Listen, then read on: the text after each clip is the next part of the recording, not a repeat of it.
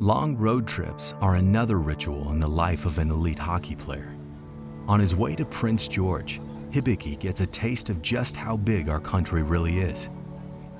普通の日本の遠征だったら1時間とか2時間の遠征が普通なんですけども、カナダの遠征は9時間とかそれが普通で、そういうところでカナダの人はもう9時間のバスが外の景色はもう大自然で、その中に時々家があって、その人たちはもうどうやって生活してるのかなと思ってちょっと気になってます。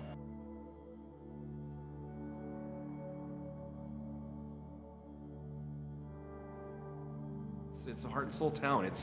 It's blue collar. It's everything you kind of want. It's a mill town, but it's a sports town. I mean, we do have the Spurs Kings downtown that have a long history, but here in Prince George, I mean, the Cougars and the guys that have gone into the NHL, we've been pretty fortunate. For sure, it's a blue collar town. I mean, I think they really identify, you know, as a community with hard work and if they saw that on the ice and they saw the rough stuff, you finished your checks, you did all those things, they loved those players, and those players really excelled in that city. Alan Bristow, welcome to CN Center in Prince George. Come on in. Great, thanks. The Cougars, there's a long history of Cougars. I mean, we go all the way back. Probably some of the bigger names were Blair Betts, Tyler Bouk, Trent Hunter, and then most recent years, Zdeno Chara, Eric Brewer too in that era, Chris Mason have come through, and then after Bufflin, you looked at Brett Connolly, Nick Terzanovic, Ty Wishart, all guys have gone on to play pro hockey. Derek Bugard actually played in Prince George for a while too. Yeah, Sheldon Surrey actually was here too. I think was traded to Kelowna at one point, but we were lucky. I mean, and then Tyler Bouk too it was one of our great stories. You know, an Alberta boy that they talk about his passion, and people could see how good he was going to be, especially when he was called up for a couple of games as a 15-year-old. But he probably goes down as one of the best Cougar captains in all time. And when the new ownership change went through, they brought him in to drop the puck. Standing ovation, so he's really well known. One of those great guys, a heart and soul guy, and kind of what Prince George is. I think a lot of things with being a leader in hockey, it's how you relate to your teammates. It's, you know, the work ethic you have. It's just putting the team above yourself, and I think I've always tried to do those things, and it was something that I was taught at a young age from one of my friends, is how to do that, and that's, I think, what ultimately led to me being named captain of that team. You know, I think minor hockey is it's a unique sport that it can connect, you know, kids to other kids in different communities. It connects parents with other parents. I've had so many great relationships in my life that wouldn't be there if it weren't for the sport of hockey. And you know, that's, you know, from best friends to meeting my wife, and now getting to experience all those things with my kids. It's a game that just carries on throughout your life.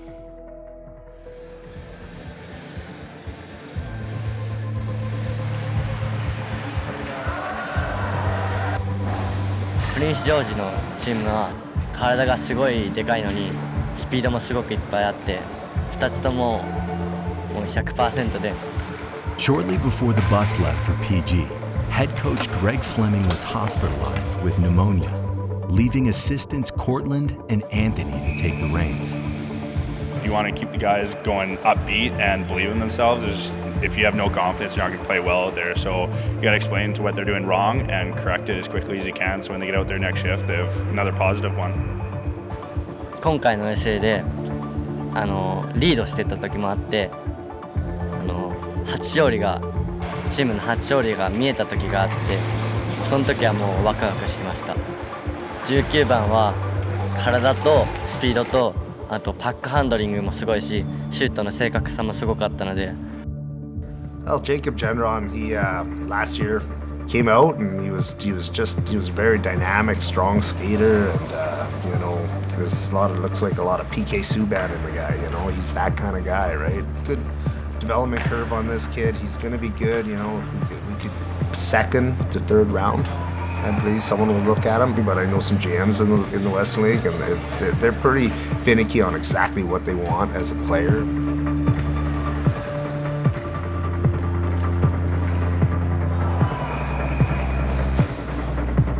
In the first, Kelowna manages to keep up with the bigger, faster Prince George team. led by their captain, defenseman Jacob Gendron.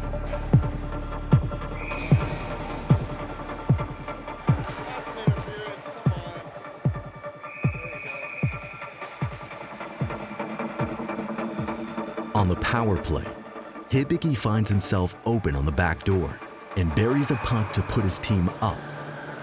I was really proud of Hibiki out there all weekend. He was super respectful off the ice, and he was great to be around. And on the ice, he was one of the top players. He plays with a lot of speed out there, and he's really fun to watch, to be honest.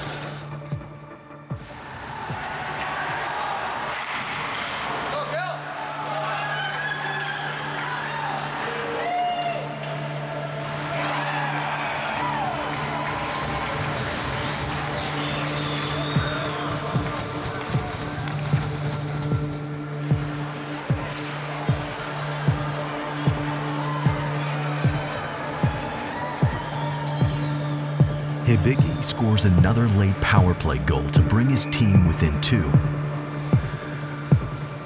They pull their goalie and press for a last-minute goal, but end up falling short.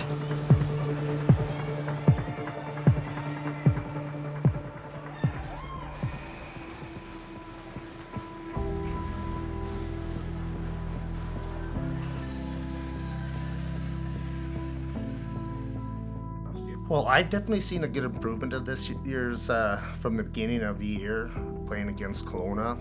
They were definitely in over their heads in size and compete. The coach has done a job with them where they are competing, they are chasing pucks down, they're more aggressive. They're kind of more of a plumber team, scoring by committee. You know what? I mean, work ethic goes big there. So. My name's Jacob Gendron. I've lived in Prince George my entire life. I think I'm the type of guy who leads by example and just shows the other guys that they gotta work hard to earn it.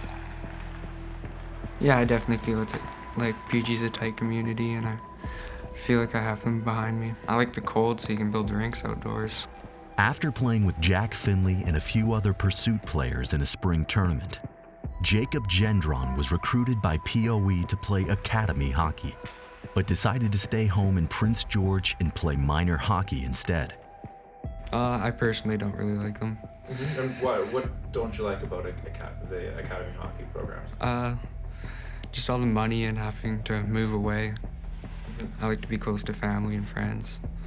Mm-hmm. It just sucked to move away early. You still get good competition out of minor hockey, and it's a lot of fun. I can only imagine, and I mean, the pressure, especially when there's a lot of money involved, right? And we talked earlier just about ice time and stuff. Like people complaining about ice time and stuff. Well, a lot of that comes down as I spend a lot of money for this. I'm not spending money to watch my kids sit on a bench, and that happens in the minor hockey era. Well, that's probably the biggest thing that happens right there, right? And now you add. Remortgaging of a house, you add the stress, maybe taking an extra job. A lot of people do. I mean, they can't, there's not everyone sitting around, with $40,000 or $30,000 or whatever the fees are. I mean, there's going to be an added pressure on that child because, it's there.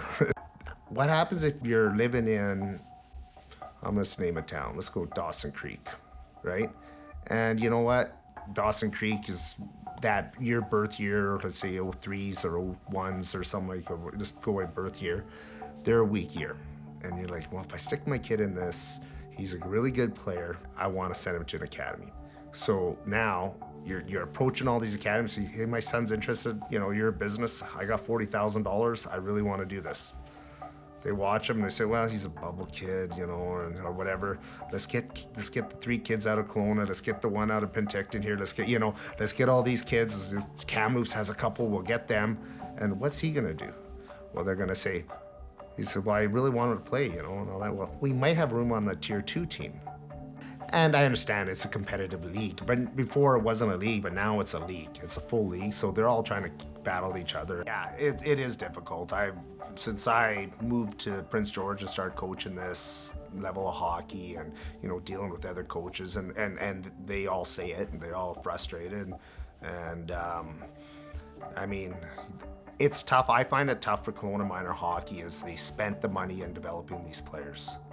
They've put, power skating clinics. They've done so many things probably, to try to develop these kids to lose them. It's almost like you threw your investment away a bit, right? You want to have a Bantam Tier 1 program that could go beat Burnaby Winter Club, who is essentially an academy, or you want your teams to have that, recognition. It'd be great for Kelowna minor hockey to go to Westerns and win, but it's been difficult, right? So what I say, it's kind of unfair. In the second game of the weekend, Kelowna finds themselves in a hole early to PG.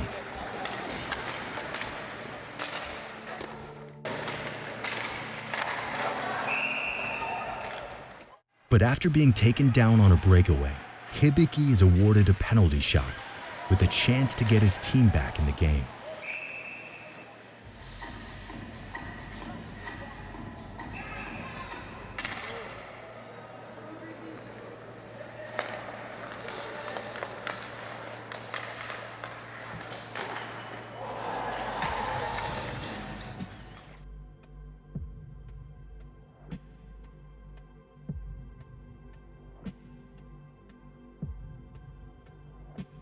It's a lot. Like if I was a part of that organization, like in Prince George, if we start losing players, like 3-4 players a year, it's not fun to coach. And I'm speaking mainly as a coach too, right? I want to put the best team on the ice. I want to have the best players, possible in my area to play.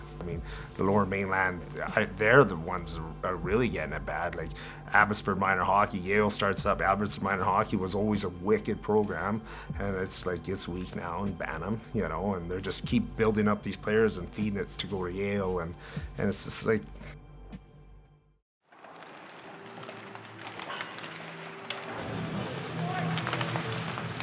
I think it's one of the games that, we've been looking at the schedule.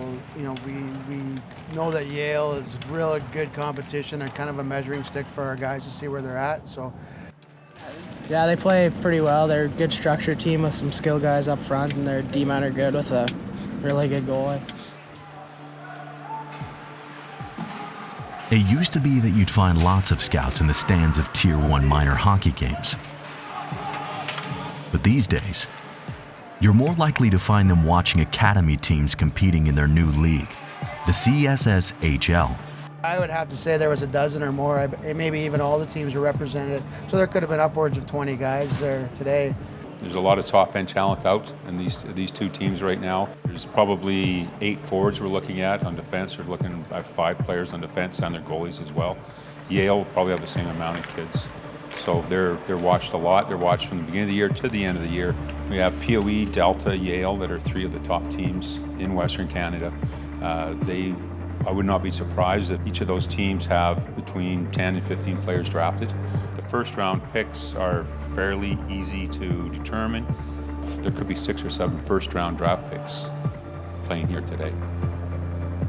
Yeah, it's changed dramatically in the 5 years that I've been watching. So, the 8 teams playing Bantam Prep in the Canadian sports school system, it's quite different. There are some other club teams or minor hockey associations that are competitive for sure, but it's getting harder and harder to compete, and definitely the academy model has drawn a lot of players and a lot of good hockey people to the programs.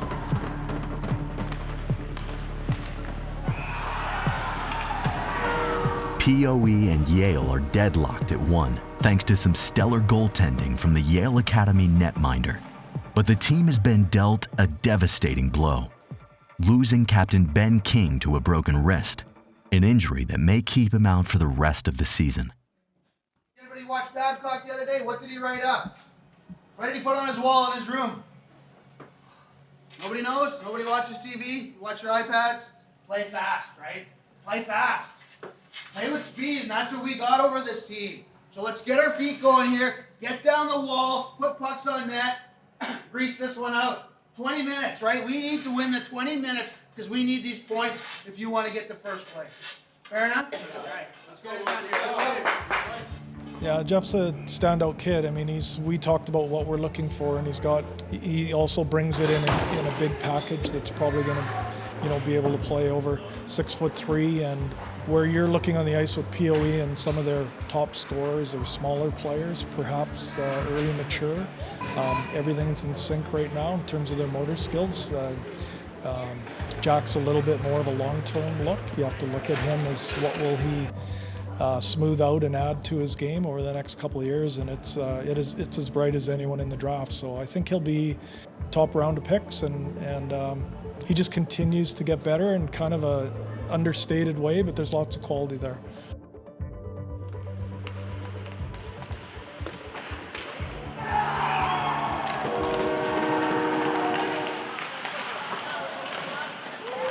The Yale goalie continues to stand on his head, and by mid-game, POE finds themselves behind by 2 goals. Right? You break up a play, get the puck, skate it out, right?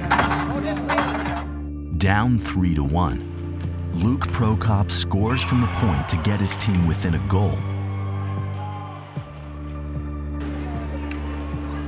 And after pressing hard, Connor McLennan finally scores, burying a rebound off of a Jack Finley shot to tie the game.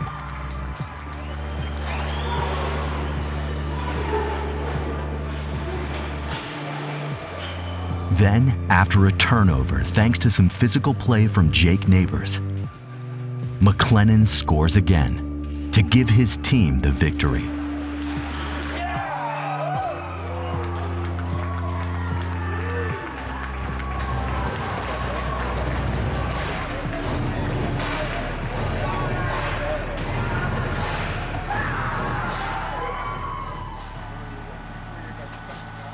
One of my philosophies is you're playing against the correct level of competition. That's the best development, and their coach there, usually we go, for lack of better terms, our first line against theirs, and second and third and so far, and I think that's the best way for kids to get competition. So it seems like that. Yale's, we get there in about 4 hours, but we also travel to Calgary and possibly into Saskatchewan, Manitoba next year. So it seems like what's happening in today's minor hockey. What? Dream on. Tanner? Yeah. I just bury pucks and I want to compete for the boys. I just want to finish every opportunity I get, seize my chances, and just help the boys win. You're a sniper. You're a sniper. Oh. Check out this, buddy. It's swollen. Feel this. My dad. Twitter and Instagram. That's the way it goes. It's the new generation. Second time going to Victoria. It's always fun on most of these kids are from Alberta, so they don't know what it's like to be on a ferry. The food's good. I know, I didn't realize. White Spot and going on the deck, playing tag, man tracker on the ferry with the boys. Yeah, it's like a big tag game. It's awesome.